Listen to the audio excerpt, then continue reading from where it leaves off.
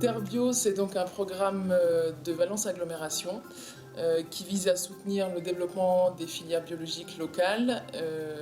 Et puis ça répond à plusieurs enjeux. D'abord un enjeu de la préservation de la ressource en eau, mais aussi un enjeu de valorisation des ressources locales.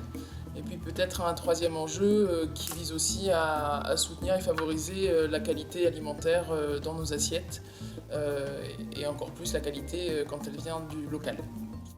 Développer l'agriculture biologique sur les captages prioritaires, pour des problèmes de pesticides, c'est une très bonne solution, donc on la promeut. C'est pour ça que l'agence intervient au travers de ces aides financières pour favoriser le développement de l'agriculture biologique sur Valence Aglo. Agribiodrome, c'est un mouvement qui est né aussi avec beaucoup de militance sur une bio locale. Donc c'est important parce que bon, c'est dans nos convictions et puis parce qu'il y a aussi bien sûr une demande énorme. Enfin, si on pense à Valence, on est sollicité depuis de nombreuses années en fait pour refaire une fourniture locale de proximité et de qualité. Donc dans le cadre du programme Terre Bio, on a souhaité proposer des formations à la conversion qui nous paraissait être un enjeu important pour les producteurs locaux. Alors au niveau de la formation qui s'est faite par le biais de la Chambre d'agriculture, c'était intéressant pour approfondir certaines questions qu'on pouvait se poser, des questions qui, quand on est en conventionnel, n'ont pas lieu d'être. Donc voilà, moi j'ai trouvé qu'au niveau de la formation, c'était très enrichissant. Au début, quand on s'est dit on va s'installer en maraîchage en tant que paysan, on s'est dit on va commencer en conventionnel parce que ça sera plus facile. Et puis on s'est pas senti de se dire qu'on allait balancer des produits chimiques sur nos légumes. D'autant plus en circuit court où l'idée c'était de vraiment valoriser le légume, le goût, etc. Et donc pour nous le bio ça avait du sens. Ça collait bio, local, circuit court, c'était tout en ensemble. Donc le projet Terre Bio a aussi été l'occasion de former les élus et les techniciens des communes aux outils juridiques pour maîtriser et préserver le foncier agricole. Et puis sur l'action foncière, on a aussi développé un réseau de fermes de démonstration pour accompagner les producteurs conventionnels à se lancer dans la conversion au bio. Ce qu'on cherche à faire via le projet Terre Bio sur l'action foncière, c'est dans un premier temps donner de l'information aux élus du territoire pour qu'ils connaissent les outils de protection du foncier agricole pour qu'à terme, cet ensemble puisse œuvrer au maintien de l'agriculture et à l'installation de nouveaux agriculteurs.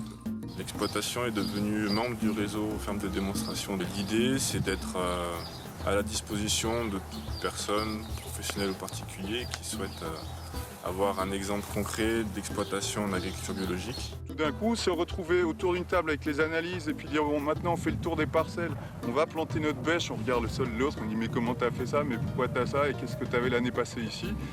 Ça donne des idées et il y a vraiment une richesse dans ces échanges-là.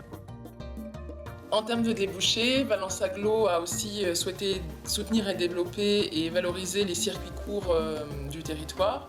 Et on a aussi particulièrement travaillé sur l'augmentation de la part du bio dans la restauration collective. Donc voilà, l'idée effectivement c'était de réaliser une étude de marché sur les produits fermiers locaux bio sur le site des 11 communes de l'agglo de Valence.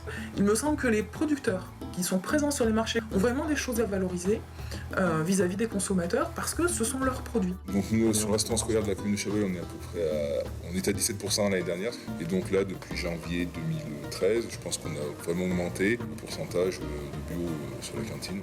On avait un double objectif qui était, dans un premier temps, introduire un maximum de produits bio et si possible, travailler avec des producteurs locaux. Aujourd'hui, on retrouve 3 à 4 produits bio par semaine proposés aux enfants. Les agricultures bio sont disséminées partout sur le territoire. C'est vrai qu'on a encore du travail à faire. Parce que on sait par beaucoup de nos travaux que beaucoup d'agriculteurs réfléchissent à des conversions. Donc Agribiodrome, on doit continuer ce travail-là. À la fois en termes de conversion, on n'est pas forcément complètement à l'objectif qu'on s'était fixé. Et deuxièmement, la reconquête de la qualité des eaux souterraines de captage, je veux dire, ça prend du temps.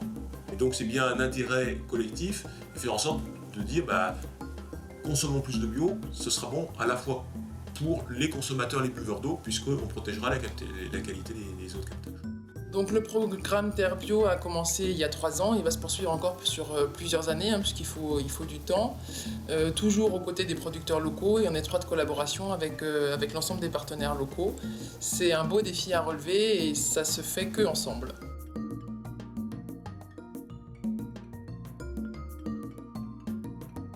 Terre Bio, un programme de la communauté d'agglomération en faveur de la protection de la ressource en eau et du soutien au développement des filières bio.